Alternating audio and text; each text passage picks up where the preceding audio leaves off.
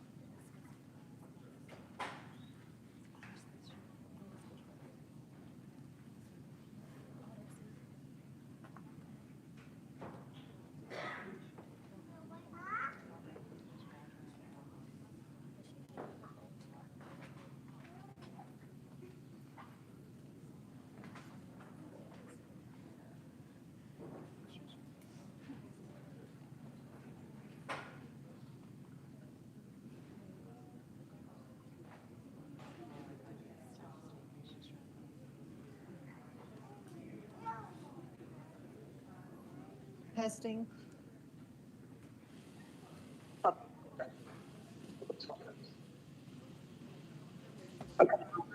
Testing.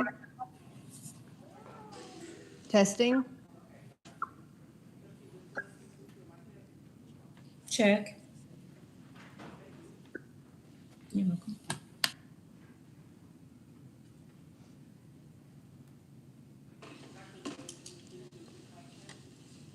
Good evening. Good evening. This is Teresa.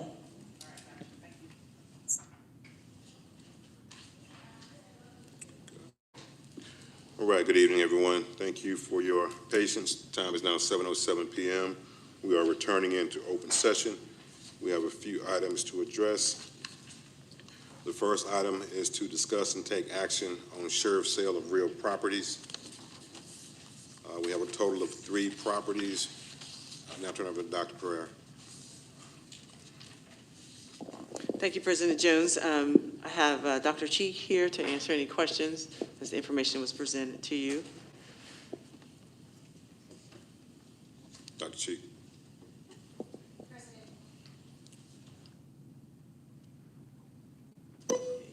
Thank you.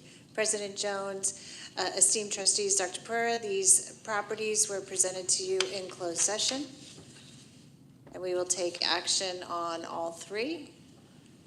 All right, thank you very much, Dr. Cheek. All right, we have been presented with the information, and we need to make 3 separate motions. Is there a motion for property 1? Mr. President, Vice President Smith? I motion that for property 1, we, want to proceed with the sheriff's sale, and yes, we are willing to have the property struck off to us if it does not sell. May I make a friendly adjustment that we want to do? The second part will be a no. Oh, I'm sorry. Did I do it? Correct, yes.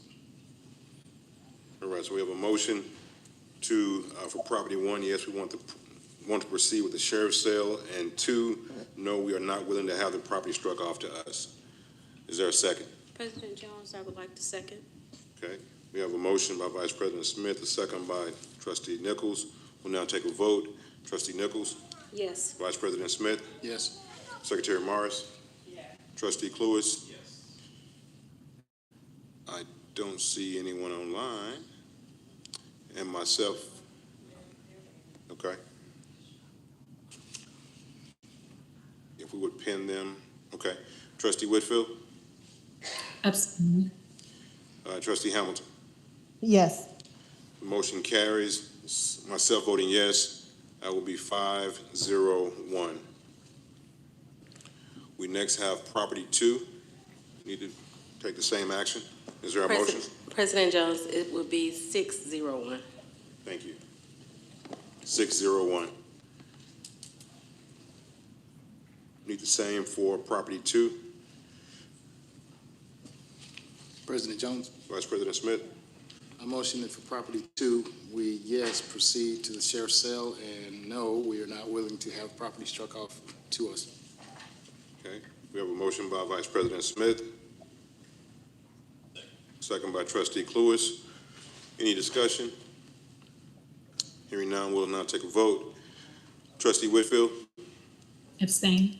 Trustee Hamilton, Yes. Trustee Cluis. Yes. Secretary Morris. Yes. Vice President Smith, Yes. Trustee Nichols, Yes. myself voting yes. Vote is 6-0-1, and we need the same for property 3. Is there a motion? President Jones? Vice President Smith, I motion that for property 3, yes, we want to proceed with the sheriff's sale, and no, we are not willing to have this property struck off to us. we have a motion by Vice President Smith, second by President Jones. We'll now take any discussion? Hearing none, we'll now take a vote. Trustee Cluis? Yes. Vice Secretary Smith? Yes. I'm sorry. Secretary Morris? Yes. Vice President Smith? Yes. Trustee Nichols? Yes. Trustee Hamilton? Yes. Trustee Whitfield? Abstain. All right, myself voting yes, motion passes 6-0-1. Thank you very much, Dr. Chief. The next All right, the next item on our agenda is to discuss and take action on recapture of conference fees from former trustee Gregory Stevenson for failure to attend / special exception hearing. Do I have a motion? I make a motion that we take action on recapture of conference fees from Gregory Stevenson for failure to attend special exceptions and hearings. Okay, President Jones, I second. we have a motion by Trustee Hamilton and a second by Trustee Nichols. Is there any discussion? May I amend the motion? Vice President Smith? May I amend the motion to include to pursue with in-house counsel? Trustee Hamilton, do you have any disagreement with that friendly amendment to your motion? Will they be appropriate in this manner?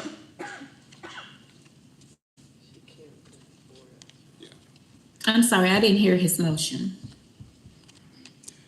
He's asking if we can include in-house counsel, and I'm asking if it's appropriate to include in-house counsel on helping with this item. Yeah, and the answer would be no. I So retract that my means motion. that it's not appropriate? Yeah, so your motion will stand. Stands. Okay, thank you. Okay, so we have a motion by Trustee Hamilton and a second by Secretary Nichols. Any other discussion? Yes, Trustee I would, Trustee Jones? Trustee Whitfield? I would just like to state that I think that we should further discuss this in taking into consideration that the legal costs to go after the previous trustee is subject to be extremely more than what he owes, which is not in the benefit of the district nor our students. And at the same time, this trustee, if I understand correctly, does have immunity as an elected official and trustee. And that has not been discussed nor considered. All right, thank you very much, Trustee Whitfield. Any other questions, comments? If not, we'll now take a vote. Trustee Hamilton? Get Yes. out. Get out now. Trustee Whitfield? Trustee Whitfield? Okay. Trustee Cluis? No. Secretary Morris? Yes. Vice President Smith?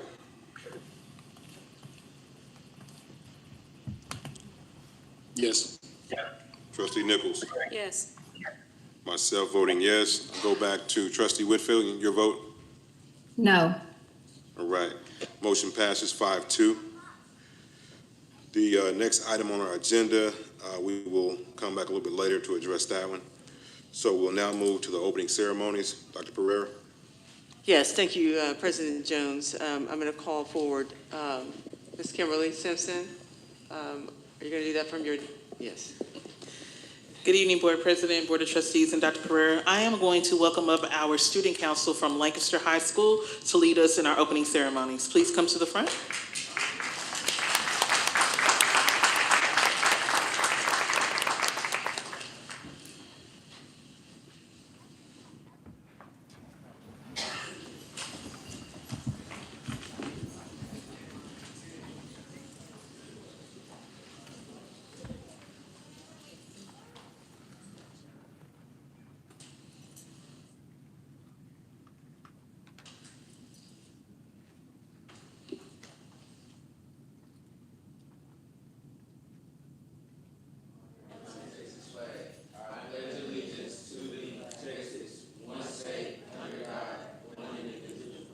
We're going to start with the U.S. pledge first, guys. It's okay. We're going to start all over. You got this, all right? All right, U.S. pledge. Let's go.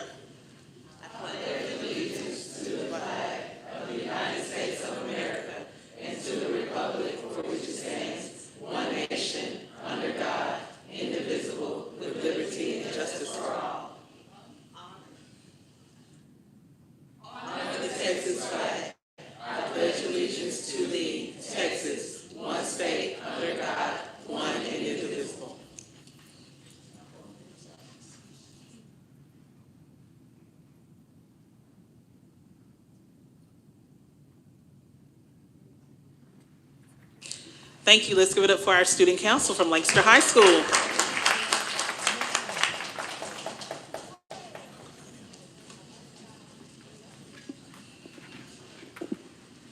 Just want to thank the student council for being here tonight. I had the opportunity to visit with them over the summer, and they specified to me that they would have a representative at every board meeting moving forward. So definitely excited to see them all here this evening.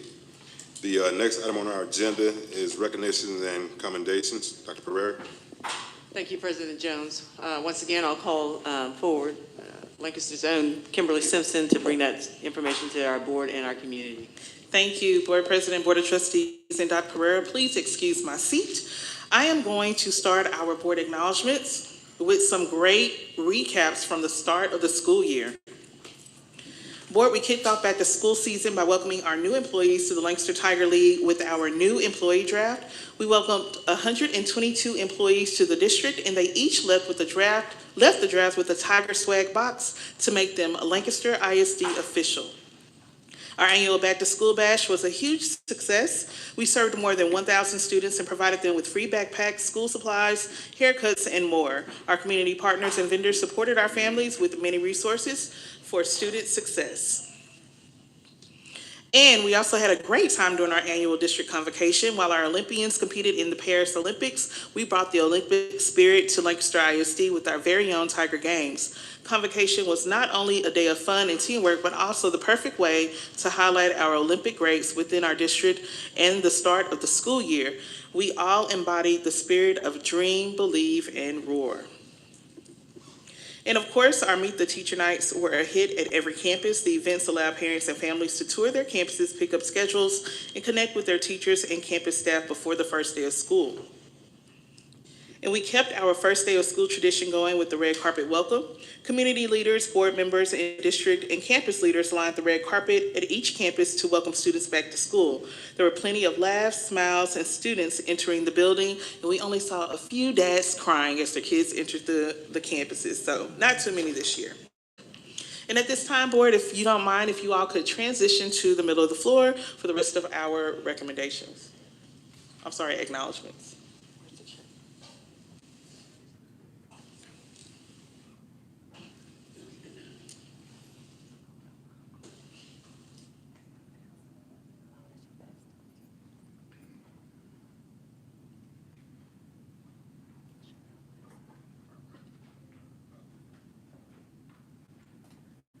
And for our first acknowledgement, we definitely want to thank Concord Church. Lancaster ISD wants to extend a big thank you to the church for their generous donation of $5,000 to our district. We want to thank them for their continued support of all Best Southwest districts, including Lancaster ISD. Deputy Superintendent Dr. Cassandra Barker accepted the donation on behalf of the district during the special Sunday service. And this evening, we would like just to take a photo, and we're going to send it to them to officially say thank you for their continuous support of Lancaster ISD. So we definitely want to let them know that, and we'll be sharing it on social media.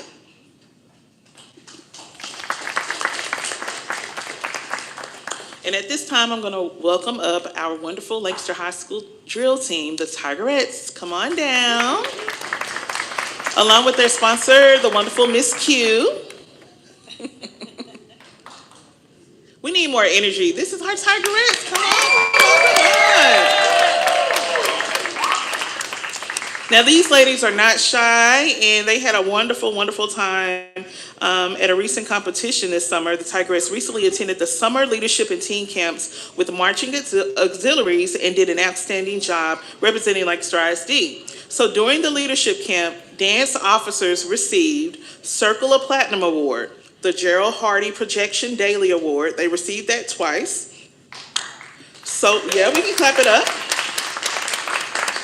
Social officers received the Circle of Gold Award. And during the team camp, the Tigerettes received, it's a long list, guys, the Gerald Hardy Projection Award, Perfect Precision Daily Award, 18 Rising Star Individual Awards, 16 Superior Individual Awards, 10 All-Star Individual Awards, Camp Most Spirited Team, Home Routine Winner, Grand Champion Team for POM, Grand Champion Officers for Lyrical. Congratulations. Miss Q, you didn't get into the picture.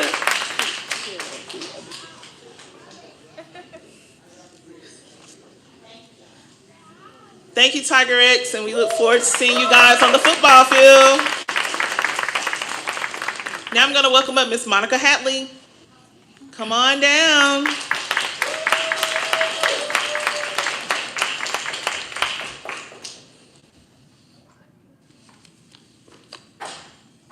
All right, board. So Miss Monica Hatley, she was selected as an Amazon Future Engineer Teacher Ambassador. So she's a Belline Elementary STEM teacher, and she was selected among 50 educators across the United States to participate in the Amazon Future Engineers program. Last summer, the educators were flown to Seattle for training on various computer science techniques, and this past summer, they attended the Computer Science Teachers Association Conference in Las Vegas, where Ms. Hatley was chosen to share about her experience in Lancaster ISD and how the AFE program has opened doors for her as an educator. We are proud of you, Ms. Hatley. Don't go anywhere. I'm still talking about you. Stay up here.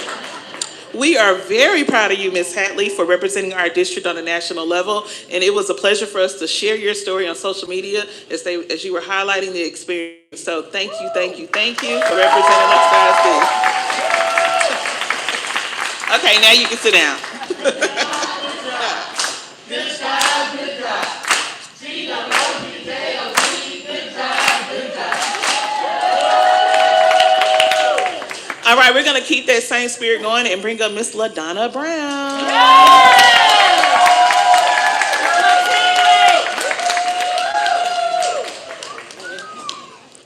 She's alumni, y'all.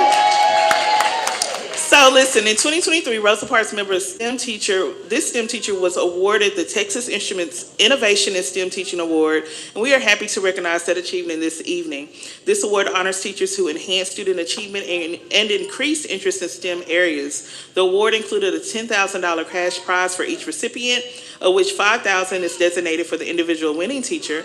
The remaining $5,000 is to be used for STEM-related professional development, technology, and/or classroom materials on the teacher's campus. Additionally, Ms. Brown received the first ever for the district National Certificate for STEM Teaching from the National Institute of STEM Education. Congratulations, Ms. Brown.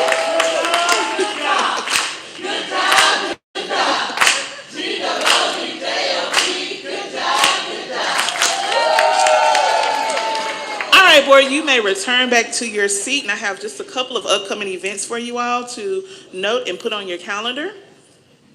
Back to school season means fall sports are upon us, so we have the football schedule, cross-country schedule, and the volleyball schedule listed, and it is also on our website.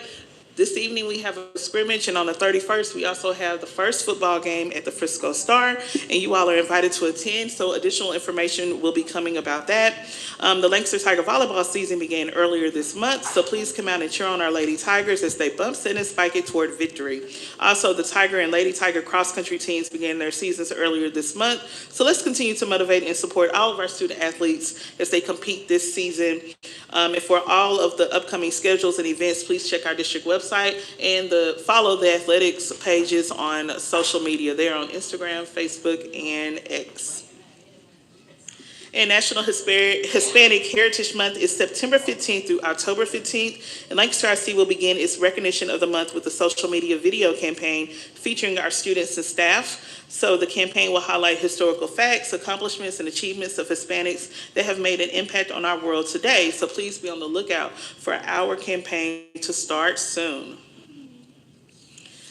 And as a reminder, Lancaster ISD district offices and campuses will be closed Monday, September 2nd in observance of Labor Day. And we will welcome our students back to school on Tuesday, September 3rd. And just a reminder, our annual event, one of my favorite events to do, is our kindergarten kickoff tailgate.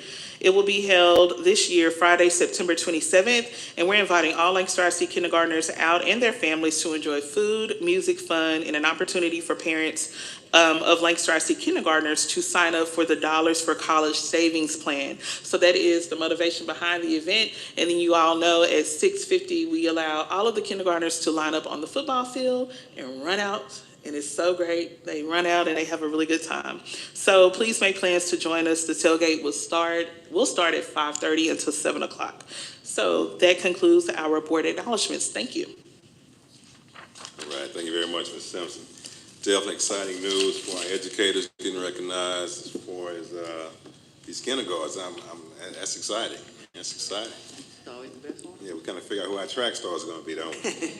It's a great recruiting tool. All right, the next item on our agenda is citizens communication. Dr. Pereira. Thank you, President Jones. I think we do have a couple speakers, and Ms. Simpson, I'll turn that over to you. Okay. Thank you. We do have one speaker. I'm going to call up Ms. Kennedy Glover to the podium.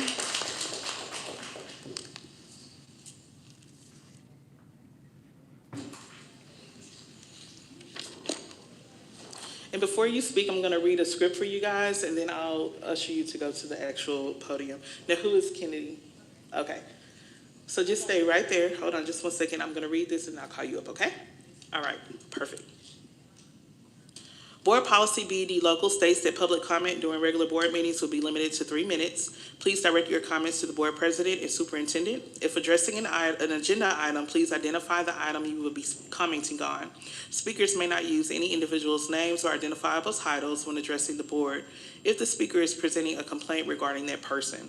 Although the board cannot take specific action on citizens' communication topics due to legal requirements, they will hear the topic and the board may have the item placed on a future agenda for action, or refer the items to a board commission or committee, or refer the items to staff or for study or conclusion. We ask that you state your name and address prior to speaking and identify the topic that you are commenting on. I will begin your timer after you have stated your name, address, and the agenda item. You will have 3 minutes to make your comments.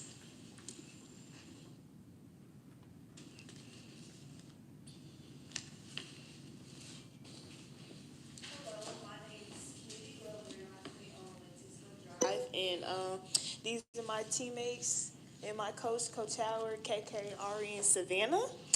And it would be an amazing opportunity for us to play out of state and get a broader eyes and attention on our girls' basketball team.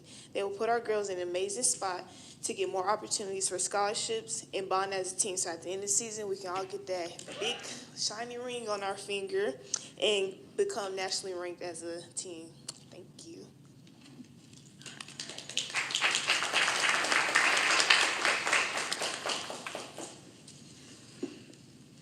That's the only one that we received, Board President. All right, thank you very much, and thank you very much for your comments, Ms. Glover. The next item we have on our agenda is the superintendent's report. Dr. Pereira.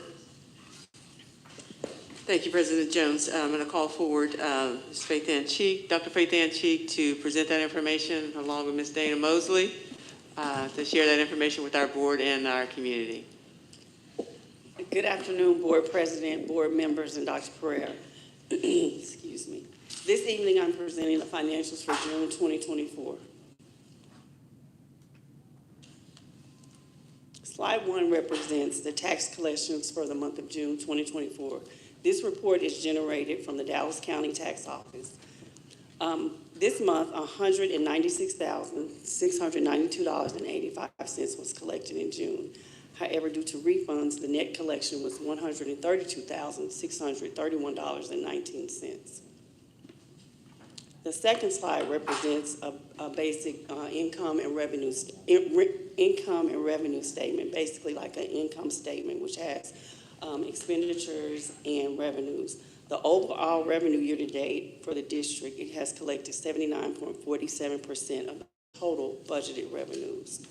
In comparison to last year, the local revenues are slightly down. This is due to settle up, recapture, and the average daily attendance. Plus, a local tax increase is a seesaw effect. When the taxes go up, then your state revenue goes down. Also, the SHARS projection is lower due to the direct medical percentage allowance being reduced by the OIG audit. Overall expenditures that the district has collected year-to-date, we have expended 84.38% of the total budgeted expenditures. Slide 3 represents the revenues collected for June. In the top left chart, it represents the 10 top generators of revenue.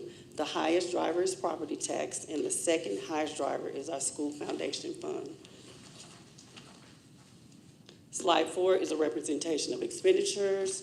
Again, the top left represents the 10 highest drivers, which is payroll for instruction, which it should be because that's for teachers.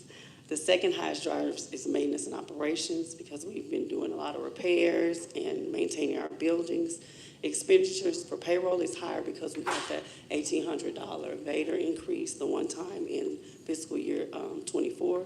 And then due to inflation, cost of paper has more than tripled this year, and the supplies used for maintenance and operations is up. Slide 5 represents the food service June 2024 budget and expenditures. Currently in June, it was a $3.6 million deficit projection, but I'm happy to report the district, as of today, has collected all revenues for the prior year claims for the child nutrition department, and we're projected currently right now to have a fund balance.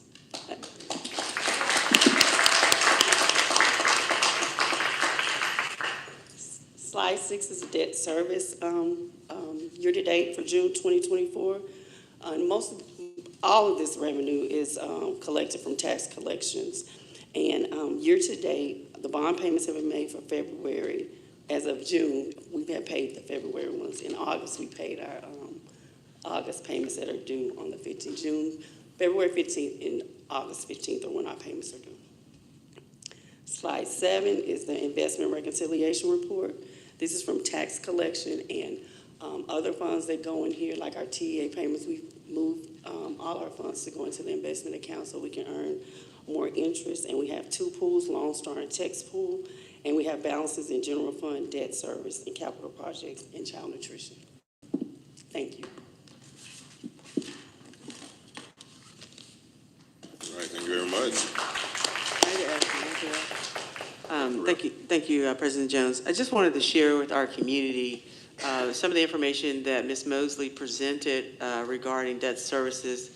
I just want the community to know that because of the being good stewards of taxpayer dollars over the last 5 years, we've saved this community $41 million regarding our debt services and the amount we've owed. So I think that deserves a round of applause as well.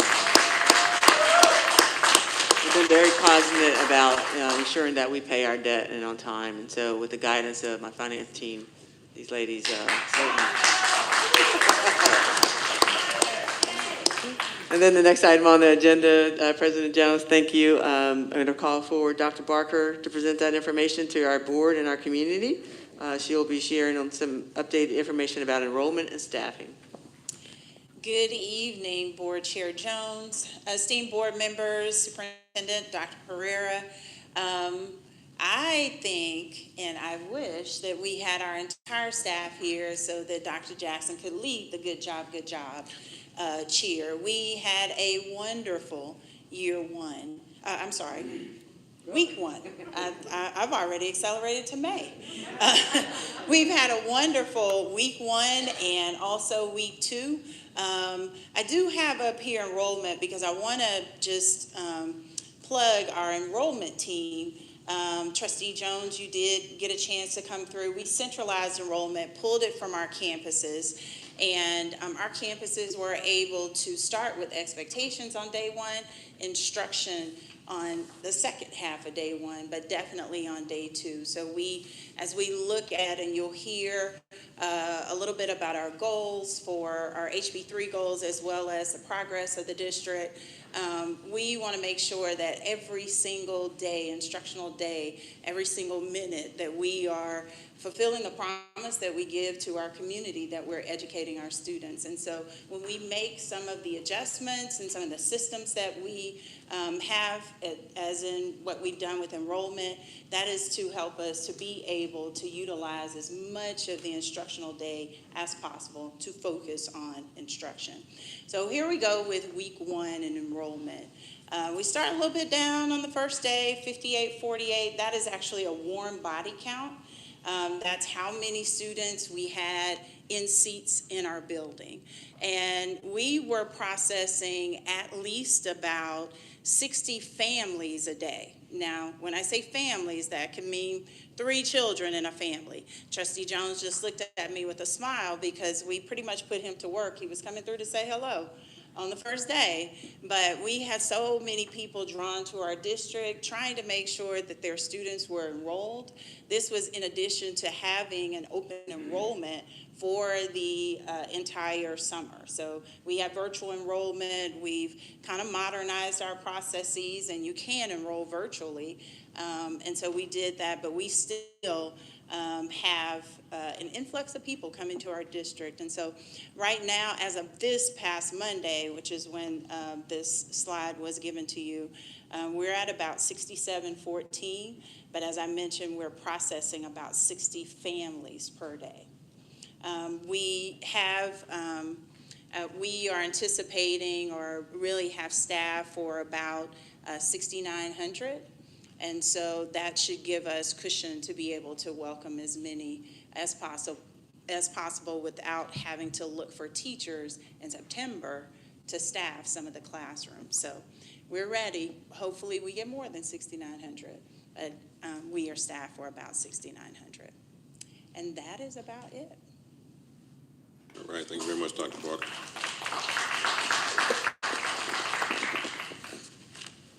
The next item we have is accountability update. Dr. Pereira. Thank you, President Jones. I'm going to call forward Ms. Bell to present that information to our board and our community. This is our latest information regarding the state accountability system, and as we all know, it's a continuously moving target.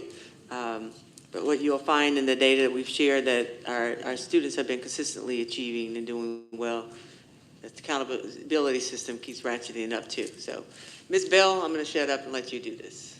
Thank you. Good evening, Board President Jones, our distinguished board members, and Dr. Pereira. This evening, I would like to present a STAR accountability update. I do want to just remind everyone that back in 2023, Lancaster ISD went into a lawsuit regarding the state accountability rating.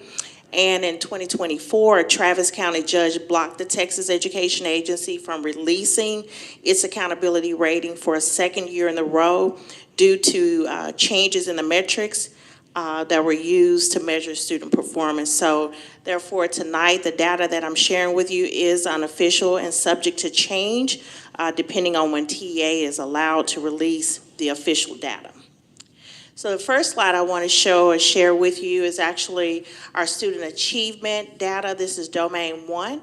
That includes approaches, meets, and masters data. For the district, we came in at a 69. For our domain 2A, which is our student growth data, this shows our students who are growing at a limited, expected, or accelerated growth. And also, it looks at our House Bill 1416 students, which are students who failed a STAR but are now wanting to look at those students who are passing. We came in at a 64. Our domain 2B, relative performance, and basically what this domain does is it looks at our student achievement domain 1 information alongside of our ECODIS numbers, and it compares us to like districts. And then this number came in at 72 for us. And last but certainly not least is our domain 3, which is closing the gaps, and this looks at all of our sub-pops. Also looks at all our ethnicity groups. So sub-pops meaning our military, homeless, foster, special education students, and bilingual students as well in this group. And again, we came in at a 70 in this area. And this last slide is basically just showing all of the data pieces together. You can see on the slide, we have all of our overall possible rating information on there. And then at the very bottom, we are projected as a district to come in at a 72. And that's it. All right, thank you, Ms. Bell. Okay, thank you. All right, the next item we have on the superintendent's report is Phoenix Rising Program Report. Dr. Pereira. Thank you, President Jones. I'm going to call forward Dr. Jackson and Ms. Mika Anderson to present this really exciting opportunity for some of our Lancaster families. The floor is yours. Greetings, President Jones, distinguished board members, and Superintendent Dr. Pereira. I am here with my teammate, Ms. Mika Anderson, to present to you a phenomenal opportunity that we're actually bringing to Lancaster Independent School District. Greetings, President Jones, distinguished board members, and Superintendent Dr. Pereira. Today, I would like to present to you an amazing partnership to serve our families of Lancaster ISD. The Phoenix Rising Property Group will work with our families for Lancaster ISD for those who are McKenty-Bento. There is an application process, approved or denied, that will make a decision.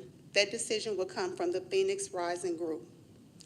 They would also provide shared rooms for single mothers, single parents, and children's ages 7 and up. Those who are seeking rooms must be comfortable with sharing in a living, commutable environment.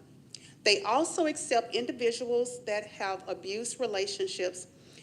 In one of their homes, they have one that is for men that's housed in Dallas, and our second in Lancaster, an independent single living as well. In this transition house that provides a safe and clean and a furnished place to stay for as long as needed and to help them and those individuals to be able to get back on their feet. Inside of the home, it is prepared for financial literacy, employment resources, clothing resources, food pantry resources, credit education, and the home has a family-like atmosphere and a friendly social environment. Once the families are placed into the home, they will be provided a 1 week of personal items such as food, detergent, and emergency situations.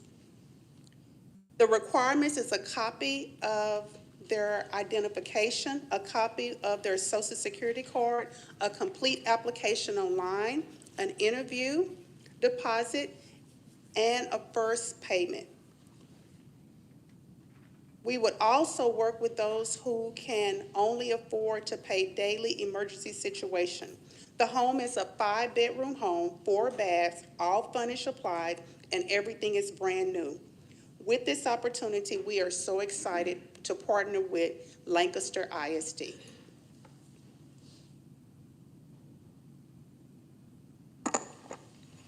Thank you. All right. Thank you guys very much for this opportunity for our community. Appreciate the work and effort put into this.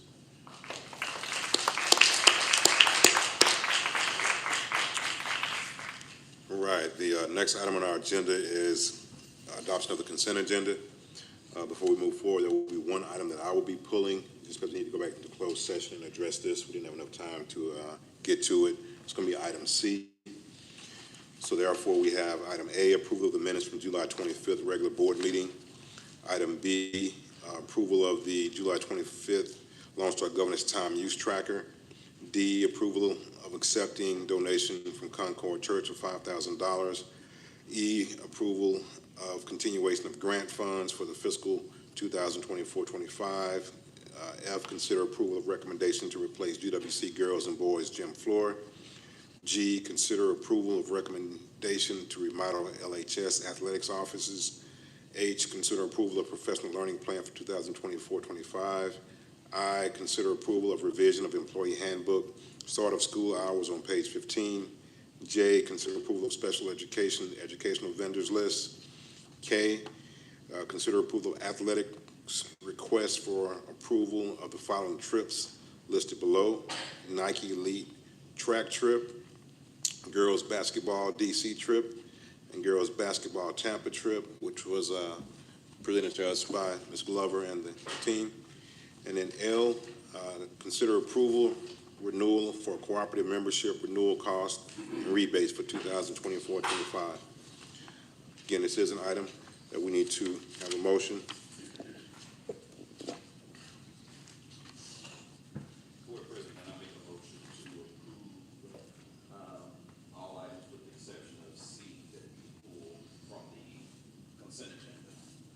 Second.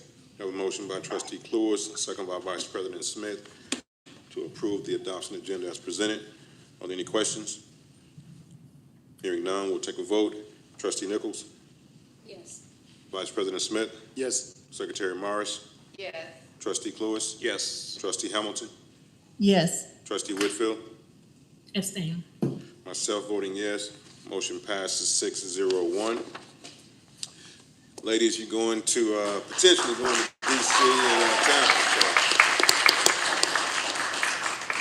So. And also the track team is going to make their stuff too. So yeah, this is exciting. They weren't here, so I couldn't get my enthusiasm. You got it. All right. The next item on our agenda is to discuss and take action to approve the district list of certified appraisers and timeline for the teacher T-test appraisal system. I guess, and Dr. Pereira, as Ms. Thorne begins to give this presentation, if you would really speak to the importance of what this ties into our student outcomes, I'd appreciate that. Dr. Pereira. Thank you, President Jones. I'm going to call forward, who is at the podium already, actually, Ms. Thornton, to present that information to our board and our community. All right, good evening, President Jones, distinguished members of the board, Superintendent Dr. Pereira. I am here to present the T-test appraisal roster and timeline for 2024-25.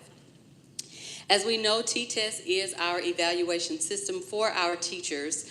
And this is a program that it's got three components to it that allow for goal setting and professional development or professional learning plan. It allows for teachers to be able to have input into their own professional learning, conduct self-assessments as it relates to their student needs. The second component of the T-test is the actual evaluation components, where teachers study the rubric. Their lessons are designed according to the evaluation rubric. They have an orientation, go through goal setting. There's a pre-conference before any observations. They do have walkthroughs that are formal and informal, finalizing with a post-conference and then end-of-year conference. And all of it is done in order to measure student growth, which is component 3. Our timeline and schedule is we've already opened the goal setting area as August 15th through September 20th. And at this time, teachers and administrators are working to set goals according to data that they have, according to the needs that the teachers have in terms of their professional learning. And so that happens up through September 20th. The actual window for evaluations begins on September the 9th. At that point, up until December the 16th, Every teacher that is probationary must have an observation of 45 minutes, and then every teacher must have a formal walkthrough that is documented. And a formal walkthrough simply means that that walkthrough does take place, the administrator gives feedback, and there is a brief conference about what was evidenced in that walkthrough. By March the 10th, in that third phase, all teachers should have 2 formal walkthroughs that are documented and 1 formal observation for all term teachers. By May 5th, we have all of our end of year conferences completed. Now, as we have this window with the walkthroughs and the observations that take place, it is an ongoing review process. We are not limited to 2 walkthroughs per teacher. There is no limit to that, but these are the minimums that take place. So depending upon how a teacher is progressing, that will determine how many times the teacher may have a walkthrough, what's going on. And our administrators are very good about walking through just to keep a pulse on what's happening instructionally within our buildings. And actually, it's the second week, and teachers have already, principals have already been able to report that they've been able to conduct walkthroughs so far. So that speaks to what Dr. Barker spoke to earlier about the smooth opening of the year. We have those smooth openings. Principals are able to get into those classrooms. So we're really proud of that. So that is basically the timeline.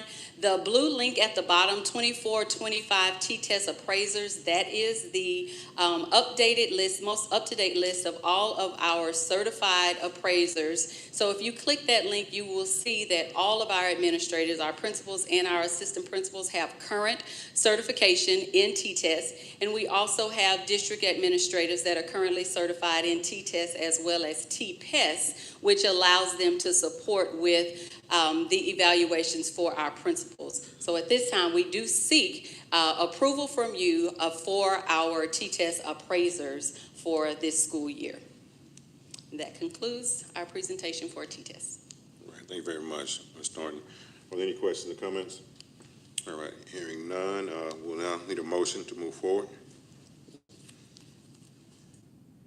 All right, I move that we approve the district list of certified appraisers and timeline for the teacher T-test appraisal system. A second. Seconded by Vice President Smith. Any additional discussion? All right, hearing none, we'll on to the vote. Trustee Nichols? Yes. Vice President Smith? Yes. Secretary Morris? Yes. Trustee Cluis? Yes. Trustee Hamilton? Yes. Trustee Whitfield? Yes. Myself voting yes. Motion passes unanimously. Thank you very much. The next item is to consider the approval of renewal of contracts greater than $50,000 related to the Instructional Services Department for the 2024-25 school year. Dr. Pereira. Thank you, President Jones. I'm going to call forward Dr. Brock Barker to present that information to our community and our board. And note, these are contracts you approved before. This is just renewals of those exact same ones. Dr. Barker, the floor is yours. Good evening again, Board Chair Jones, esteemed board members, Superintendent Dr. Pereira. I'm going to speak really fast because someone sent me something. They said Beyonce was going to be on tonight. So I am here to speak to you about materials that are used in instructional services in our classrooms. The renewals are of instructional materials that are used on all of our campuses. The services provided will be needed until the end of this fiscal year. That includes the school year as well as the summer. It does say on the attached list, I think you all have a copy of the list. You'll find the product service name, the vendor by whom it is provided, the audience, the funding source, and the amount. I did include materials that are funded through our title funds, our federal funds. Those budgets are not approved by the board. They're accepted by the board, but not approved by the board. However, the contracts for many of the items that are purchased through title funds are more than $50,000. On the list, it is an exhausting list of pretty much everything that we use. I included items that are less than $50,000 because I wanted you all to see We sometimes only bring you a few things. You only see a few of the materials that we need. And so, a lot of times you see the budget and how much is spent on instruction, but you don't really see all of the products that we actually use. So for this, and for transparency purposes, I added everything that we use across our schools. Some of the larger ones that you'll see are 21st Cent Ed. We use them for professional learning and curriculum. They are a provider of our STEAM curriculum. You'll see something from Apple. We purchase devices and licenses using our CTE funds. Dallas College, we spend with them on our dual enrollment textbooks. EdBlocks, which is Elevate K-12, our remote learning platforms. We are using them for our foreign languages. We had, which was very interesting, HR has done a great job with recruiting along with our principals, but in our pool for our foreign language, we may have had only one applicant. And so we still have to, by our graduation plan and the requirement of the state, offer. So we continue to partner with Elevate K-12 to be able to bring board-certified teachers to our students for whatever the need may be.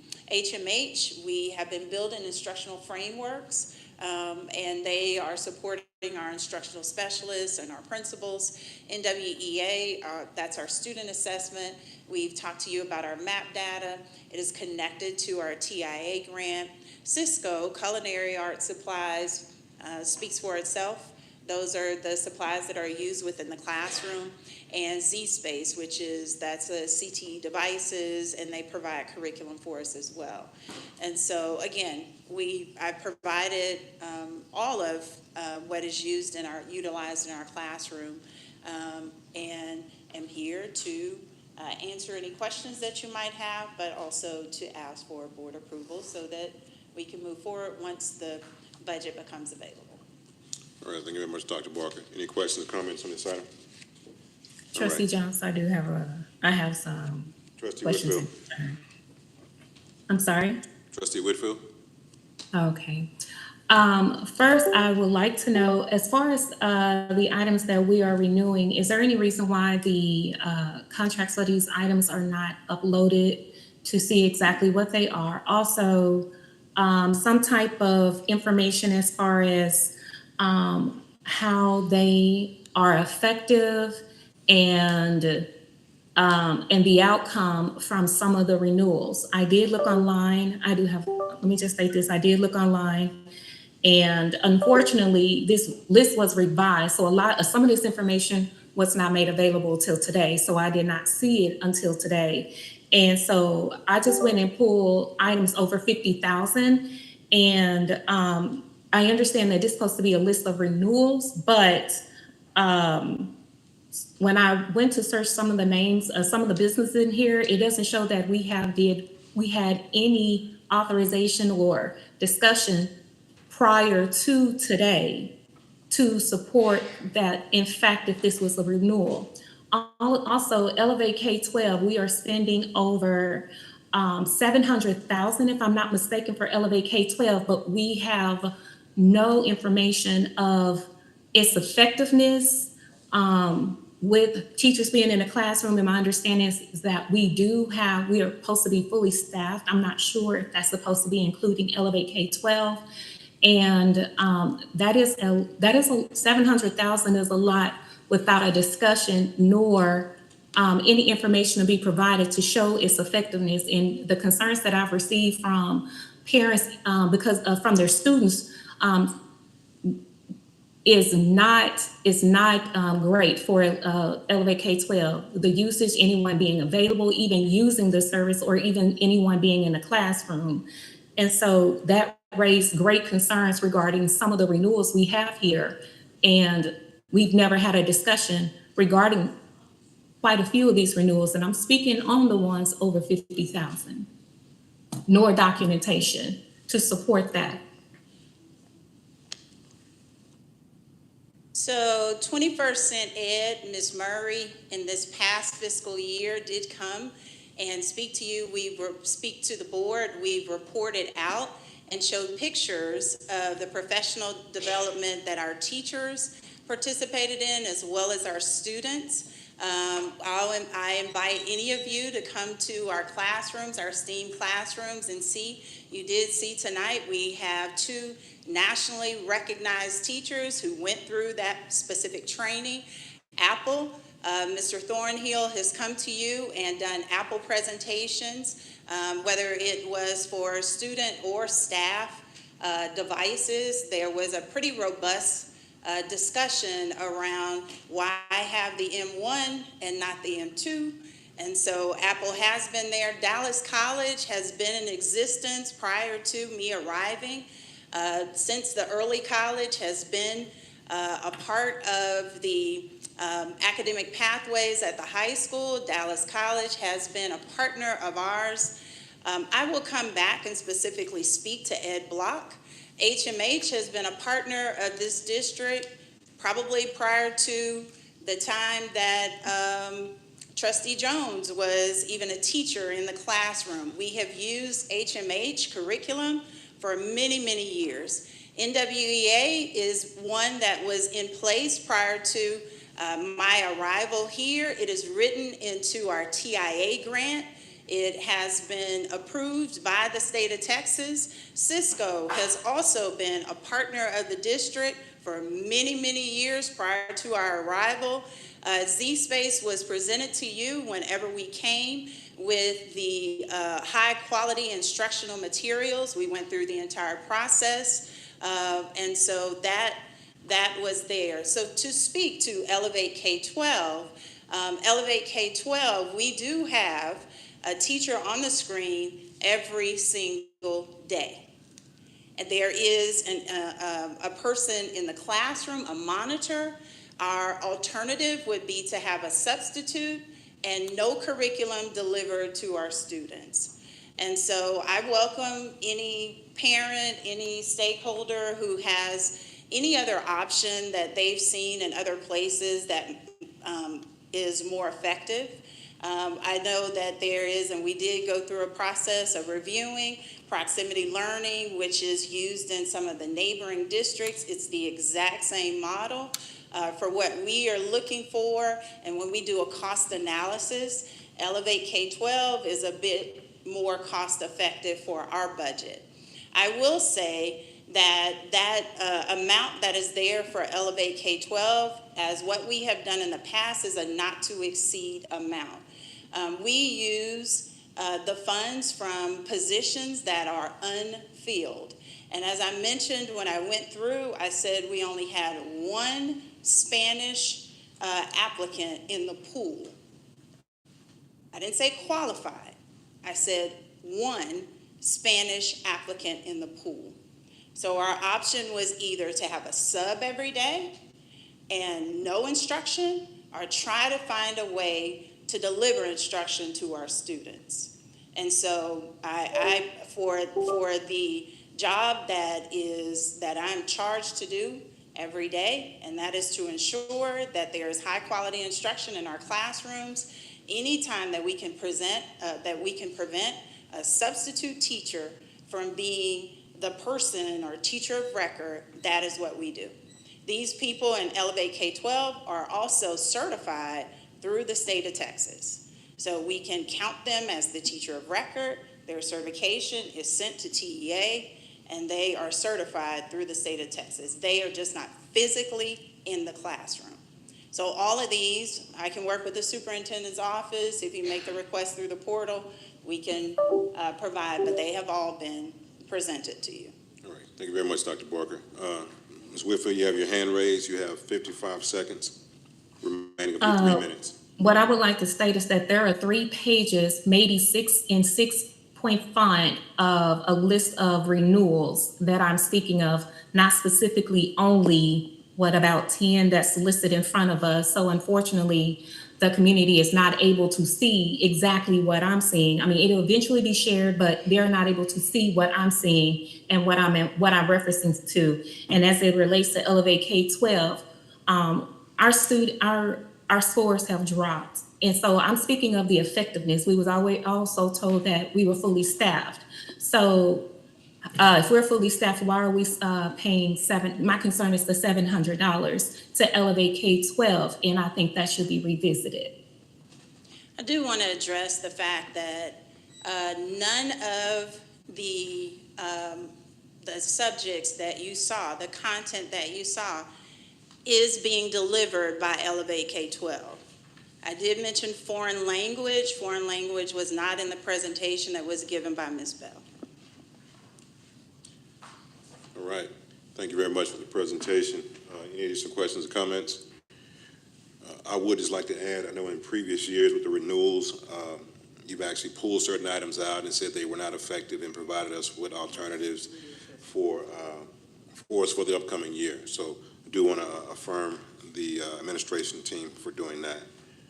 With there being no other questions or comments, this is an item that requires action. Do I have a motion?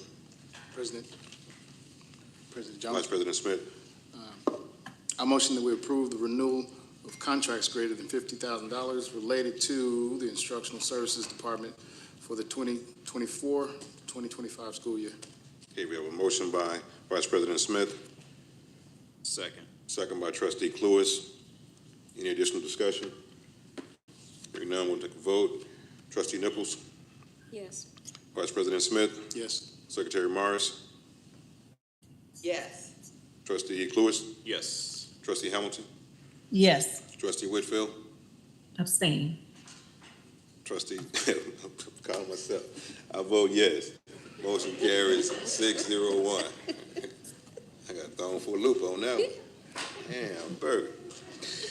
All right, the next item on our agenda is discuss and take action to approve House Bill 3 Early Childhood and CCMR Board Goals. Dr. Pereira. Thank you, President Jones. I'm going to call forward, again, Dr. Barker and Ms. Bell to present that information to our community and our board. And if you recall, at the last meeting, there was a gallery of information that you all walked through and made some suggestions and comments, and Ms. Bell is here to summarize and share that information with you.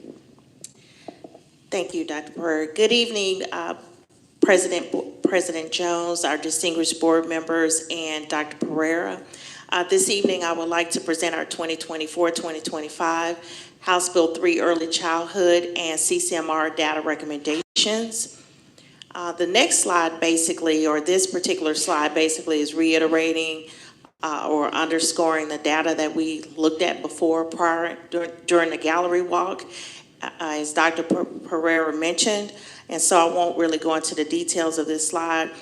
Primarily tonight, I'm seeking approval of our 5-year goals, and so I will go through and recap what we've been speaking about regarding our goals. So for third grade math, we originally were intended to reach 51%, and we reached 20% for third grade math.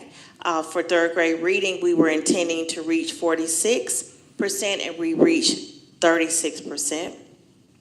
For third grade reading. And then for CCMR, we were intending to reach 71%, and we actually reached 84%. I recently received some data in regarding some CCMR updates, and so rather than reaching 78, we actually reached 84, so that's a 13-point jump over our actual intended goal that we had set for 2024. So again, these goals are all goals that we were supposed to reach for 2024, and we're looking at the green bars. So tonight's discussion is that we would like to, based on the gallery walk and based on all of the information that was gathered during the gallery walk, we would like to make recommendations.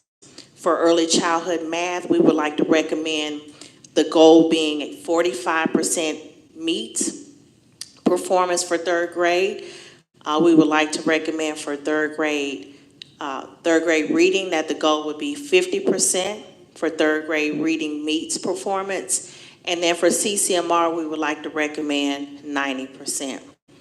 Also, I want to just mention to everyone that these goals are goals that we would be establishing for this school year and moving forward to year 2028, 2029.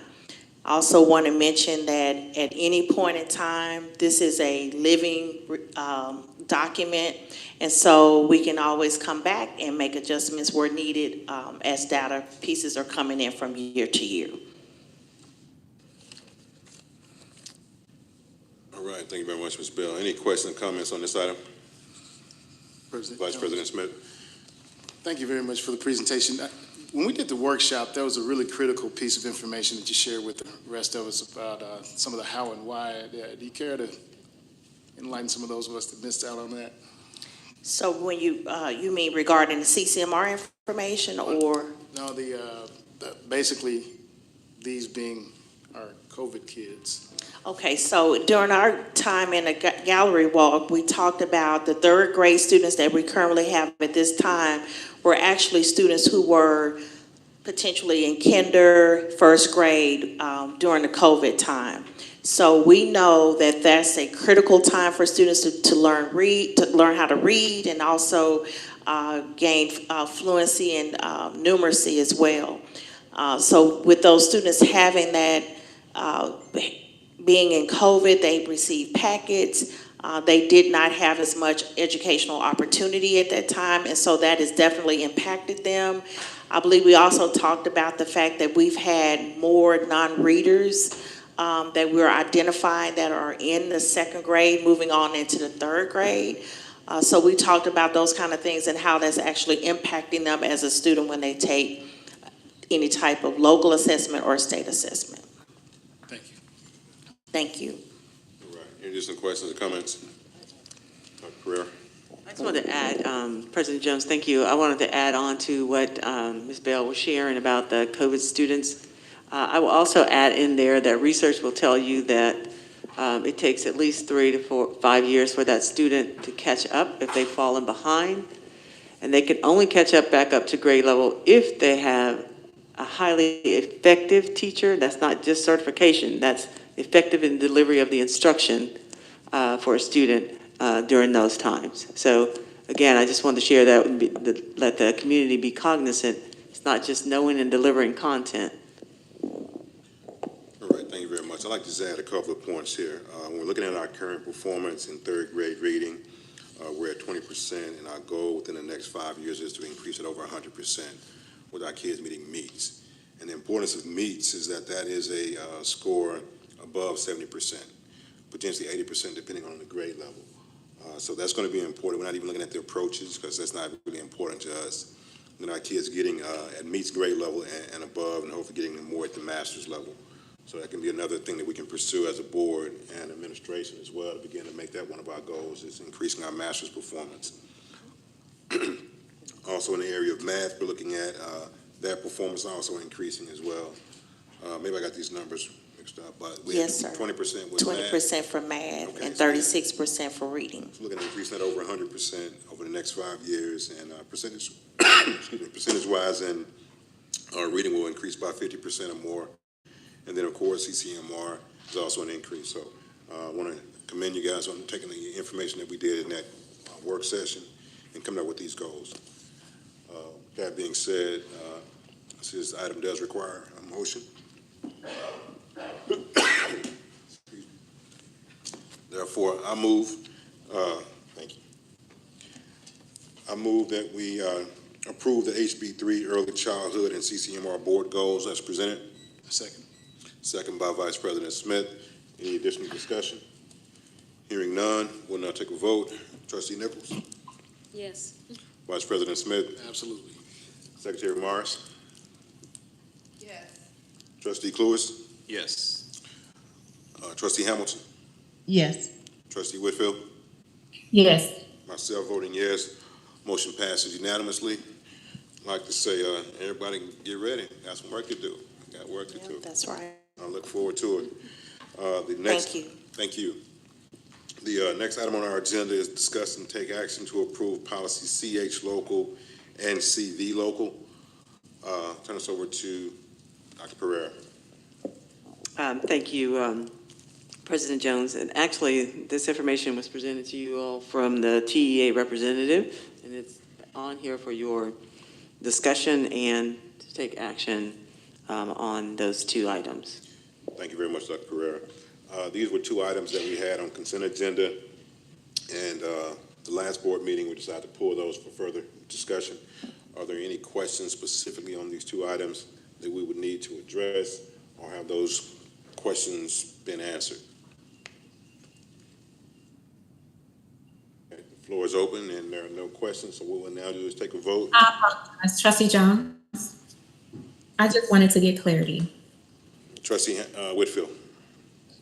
Yes, specifically, I did look over this. I just will clarity. Has there been any additional changes, major changes that has not been highlighted in the final? Because I understand that this is the final.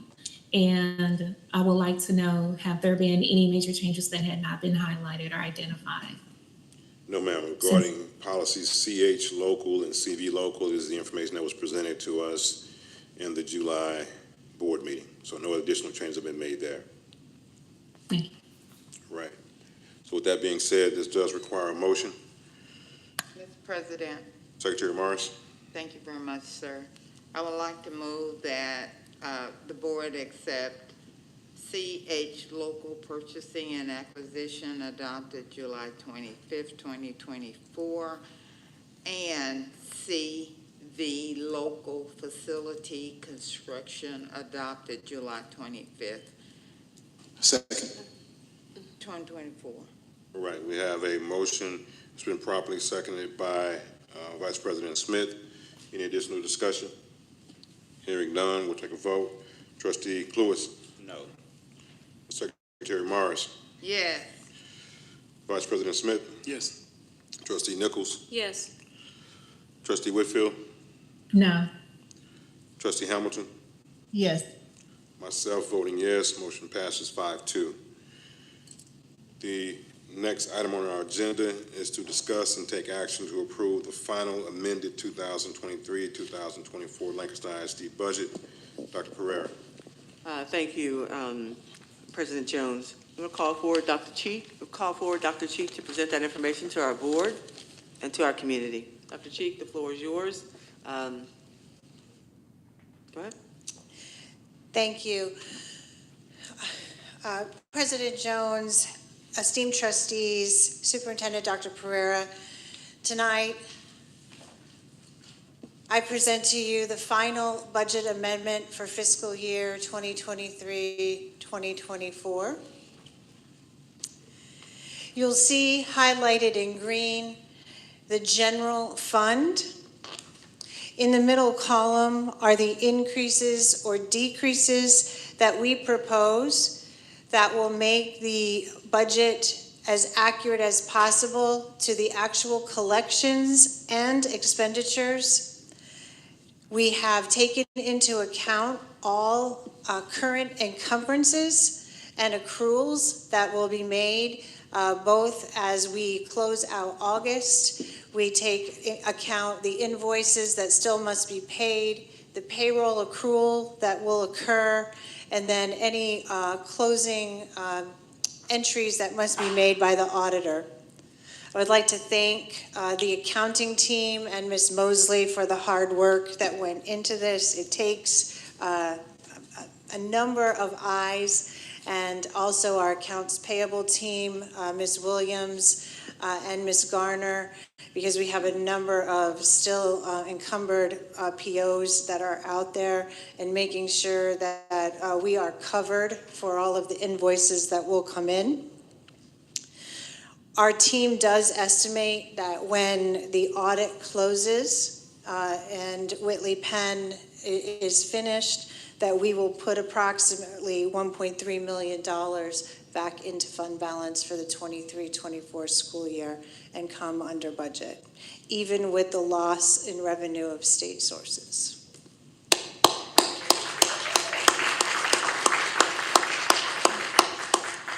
As Ms. Mosley also gave you the good news, you will see in the orange portion, which is our child nutrition budget, we have fully collected our money from TDA and USDA. And we also will propose that we will have a fund balance of approximately $2.4 million at the end of this year. The blue debt service budget was amended to include the $6.5 million defeasance that we just made last week to make early payment of our bond. And as Dr. Pereira mentioned earlier in this meeting, we have saved the district approximately $41 million overall. And next week we'll present an even bigger opportunity to do more.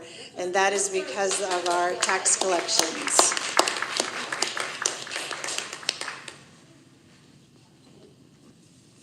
Are there any questions? All right, thank you, Dr. Cheek. Any questions or comments on this item? Secretary Morris. President Jones, thank you. Dr. Cheek, thank you so very much. Thank you for what you have done. Thank you for the position you have placed us in right now. And thank you, thank you, thank you. All right. Any additional questions or comments on this?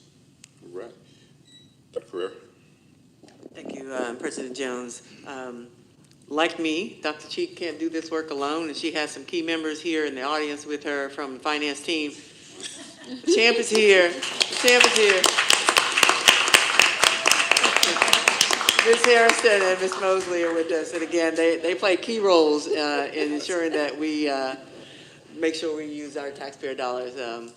Both of them know how to say no very well. Thank you. I just had to highlight them. Thank you. Very good. Well, you know, when I said Dr. Cheek, I meant you all too. All right, this item does require action. Do I have a motion? Mr. President, Trustee I would Nichols. like to make a motion that we take action to approve the final amendment, the 2023-24 Lancaster IS budget, CE Legal and LOCO. Second. Thank you. All right. It's been properly moved and seconded. We'll now take any other discussion. We have none. Thank you. We'll now take a vote. Trustee Hamilton? Yes. Trustee Whitfield? I abstain. Trustee Nichols? Yes. Vice President Smith? Yes. Secretary Morris? Yes. Trustee Cluis? Yes. Myself voting yes. Motion passes 6-0-1. All right, the next item on our agenda, this is going well, is to consider the approval of granting authority to the superintendent to submit the attendance credit agreement for Chapter 48 recapture selection. Dr. Pereira? Thank you, President Jones. And again, Dr. Cheek is there at the podium for answers as you may have questions about that for our community and our board to hear. Thank you. President Jones, trustees, Superintendent Dr. Pereira, tonight we will revisit recapture compliance under Texas Education Code 11.1511C4 and Texas Education Code 48.257. Our district has been identified for the second year in a row as necessary and required to pay back to TEA excess dollars that will be collected in Tier 2. This is because of the rise in our property value, and TEA has estimated approximately $459,875 in estimated recapture dollars. This gives us, TEA makes us select out of a list of 5 options. They are before you here. One is district consolidation, where we would consolidate with another district. Option 2, detach property from our own LISD and give away property. Option 3, purchase attendance credits from TEA. Option 4, we educate partner students through a technology consortium. Option 5, a tax-based consolidation.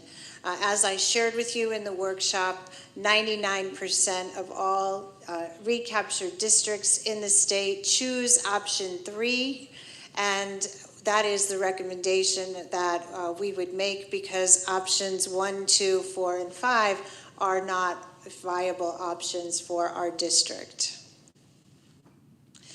It is required that the following slide, that the board give contractual authority to the superintendent to sign the contract, which chooses option 3. And this must be done prior to September 1. It also must be done prior to adopting the tax rate next week on August 27th. Are there any questions? Any questions for Dr. Cheek? All right. Hearing none, I move, I'm going to take it. I move for the 2024-2025 school year, we delegate contractual authority to obligate the school district under Texas Education Code 11.1511C4 to the superintendent solely for the purpose of obligating the district under TEC, Texas Education Code 48.257, and Texas Education Code Chapter 49, subchapters A and D, and the rules adopted by the Commissioner of Education as authorized under Texas Education Code 49.006. This includes approval of the agreement for the purchase of attendance credit or agreement for the purchase of attendance credit netting, Chapter 48 funding. Second. Okay, it's been properly moved and second. We'll now take a vote. Trustee Hamilton? Yes. Trustee Whitfield? I abstain. Trustee Nichols? Yes. Vice President Smith? Yes. Secretary Morris? Yes. Trustee Cluis? Yes. Myself voting yes. Motion passes 6-0-1.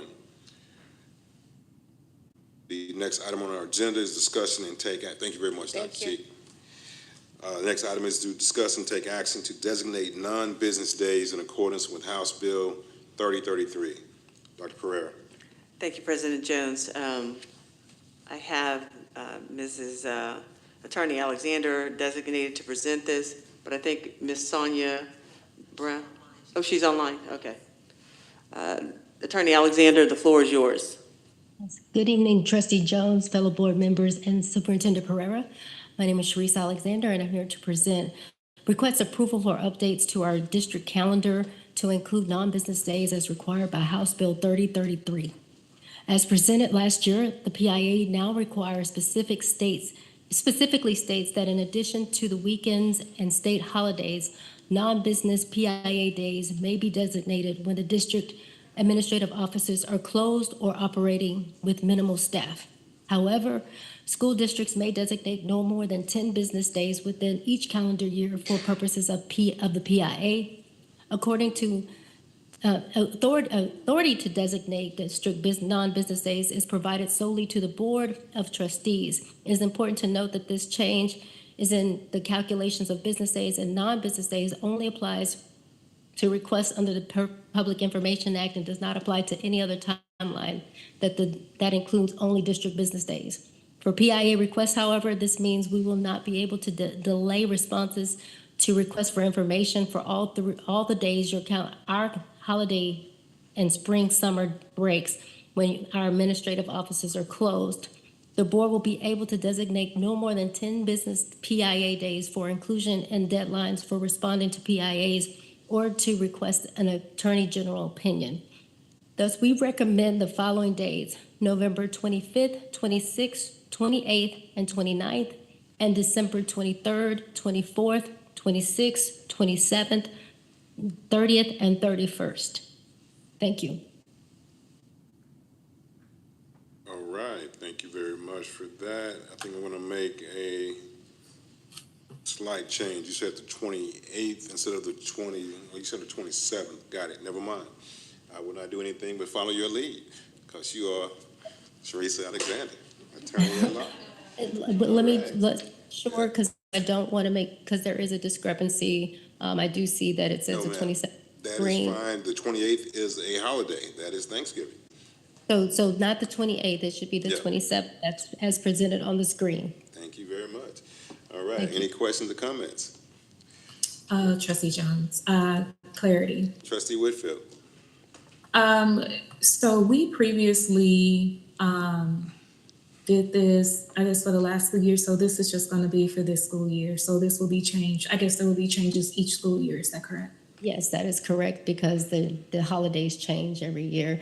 And actually, because this was a leap year, it kind of shifted even more. So next year, it will probably change just by one day and move down the line. Like from the 25th, it'll be like the 26th, 27th, 28th. You know, you see what I'm saying? Right. So any other days that were allocated, because if I'm not mistaken, there was some time during the summer, I think some dates were allocated in, don't quote me on it. I'm thinking off the top of my head. But, so that takes away from that, and that put all 10 days specifically for November and December as indicated here on the screen. That is correct. Okay, great. Thank you. All right. No other questions? We'll now take a vote. Excuse me? Oh, thank you very much. Is there a motion? Yes. I move that we take action to designate the non-business days as presented in accordance with House Bill 3033. Is there a second? Second. Second by Trustee Nichols. It's been properly moved in second. Hearing any no discussion, we'll now take a vote. Trustee Cluis? Yes. Secretary Morris? Yes. Trustee Hamilton? Yes. Trustee Whitfield? Yes. Vice President Smith? Yes. Trustee Nichols? Yes. Myself voting yes, motion carries 7-0. The next, thank you very much. We look forward to having a great year. The next items we have on our agenda is discussion with the TEA conservative concerning roles and responsibilities of trustees. Dr. Francois. Thank you, Board President Jones, trustees, Superintendent Pereira, and I'm going to pass. Okay. In the interest of time, my report is in your board book. It speaks for itself. I think we have some other matters we want to attend to in this agenda, and so unless there are any questions, I defer to you all to refer to that report in your materials. Thank you very much, Dr. Francois. Any questions there? Okay. We will now go to discuss and take action to approve the proposed 2024-25 board calendar dates. Hopefully everyone has had an opportunity to review those. And with that being said, this also requires a motion or action by the board. President Jones? Vice President Smith? I motion that we approve the proposed 2024-25 board calendar dates. I'll second. It's been properly moved and second. Any discussion? Hearing none, we'll now take a vote. Trustee Hamilton? Yes. Trustee Cluis? Secretary Morris? Yes. Trustee Whitfield? Yes. Vice President Smith? Yes. Trustee Nichols? Yes. Myself voting yes, motion carries unanimously. The next item on the board. Yes, ma'am. Dr. Pereira. I just wanted to release my staff that's in the audience. Didn't want to disrupt what's going on up here. Y'all have a great evening. You had a full day. We appreciate you. The next item is Board Operating Procedures third read. You guys should notice that I have uploaded everything, all the information I received as far as comments from all the trustees. And what you have before you on the third read could be our final document if there are no questions pertaining to what's in there. If there are any questions, we can go back for a fourth read, but if they're not, we can actually take action to approve the third read as our board operating procedures. I will take into consideration there was a recommendation to actually to remove the signature page, which I don't see anything wrong with that, because once the board approves it, it is approved by the body corporate, and we have to adopt that. So I'll open the floor now for any comments pertaining to the third read, because I have not received any comments nor received anything within the portal. Are there any comments or questions about the third read? Trustee Jones, Whitfield. Trustee Whitfield. So as clarity, is it possible to, because the way the document was submitted, I submitted my information. I did try to look to see what all was in fact changed but I did not receive the changes from anyone else. And so, with that said, is there any way to table this just for one more until September? And then from there, if there's no questions or concerns from there, then we're able to move forward after the work session. But I did not receive all the changes or recommendations from anyone else. Okay, Trustee Whitfield, the document that you see as the third read includes all comments from everyone. I didn't delineate who submitted them. So what you see in the gray, highlighted in gray, those are all of the submissions for the third time. So what you see there is what everybody submitted. I just included everybody's submissions in there. So if there are no other changes regarding to that. That's the concern I had. I was trying to do a comparison with our initial, and because of that, it took some time. And then I did have some concerns, and I was going to email those concerns to you, but I was still going through this. So as I stated, the information that was submitted over did not consist of the actual changes, because there was areas that were not highlighted, but there were changes in there. So I discussed this with you previously, it was made to look as if, because my understanding, any changes was going to be highlighted, but the changes were not highlighted. So it appeared as if it was already embedded, and that's what it was previously, and that was not the case, in which I had to start back over and literally compare notes and compare those changes. Okay, so I will say this. The first read was our original document, which is currently online. The second read was highlighted in, I forgot what color. And then the third read was highlighted in a different color. The first one I submitted had information that we needed to codify. The second one provided information from the portal from trustees. The third one was the most recent, and all the changes that were recommended are within that particular document. So at this point, you mentioned about tabling it. That does require a motion and a vote if you so choose to do so. Trustee Clewis. Board President, if I may, as a means of consistency, if I look at B and I look at D, both have the words action to approve.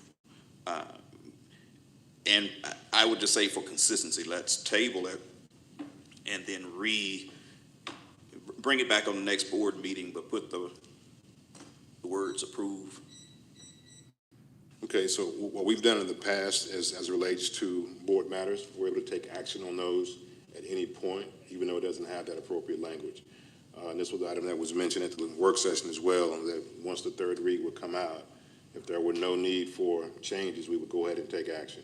But I do understand what you're saying. We can make sure that we have that in the future, but there are going to be some actions that we may not, some items on our board matters that may not require action. Okay, with that being said, no other comments. We can approve the board operating procedures as they are in the third read. There are some formatting things that we'll have to go through and get it formatted correctly, but other than that, if the content of what's in there is approved, is to everybody's approval, we can kind of take a motion and move in that vein. Is there a motion on the floor to approve the board operating procedures as presented in the third read? President Jones. Vice President Smith. I motion that we approve the board operating procedures in the third, as written in the third read, pending grammatical review and formatting. Okay, we have a motion by Vice President Smith. Second. Second Hamilton. Second by Trustee Hamilton. Any additional discussion? Hearing none, we'll now take a vote. Trustee Nichols. Yes, I'm sorry. Vice President Smith. Yes. Secretary Morris. Yeah. Trustee Clewis. Yes. Trustee Hamilton. Yes. Trustee Whitfield. No. Myself voting yes. Motion carries. We now have board operating procedures. Dr. Francois, that's another check mark. That's another check mark, but we can get that off. All right, the next item on our agenda is to discuss and take action to approve North Texas Area School Board Association membership. This membership was part of the initial list, but it wasn't listed during our consent agenda in July. The membership fee is $100. We are able to get 1.5 credits of CEU each time we attend. They are in different areas throughout Region 10 and in Region 11. I believe the next meeting is on September 18th in Arlington, if I remember correctly. So with that being said, do I have a motion to for us to move forward with membership in the North Texas Area Association of School Boards? All right, I will move that we take action to approve the North Texas Area Association School Board membership. Is there a second? A second. Second. Okay, we have a second by Vice President Smith. We'll now take a vote. Actually, is there any discussion? Trustee Jones. Trustee Whitfield. Clarity. Will we be receiving any credits regarding this membership, from this membership? Yes, ma'am. You will receive 1.5 credit hours each time you attend. Okay, thank you. You're welcome. All right. Hearing no other questions. I have a question. Trustee Nichols. Okay. Also, with this class, I noticed in the package, it's 4 different occasions that you will be able to attend, and in each occasion is 1.5 That is correct. hours of credits, and it's in the documentation.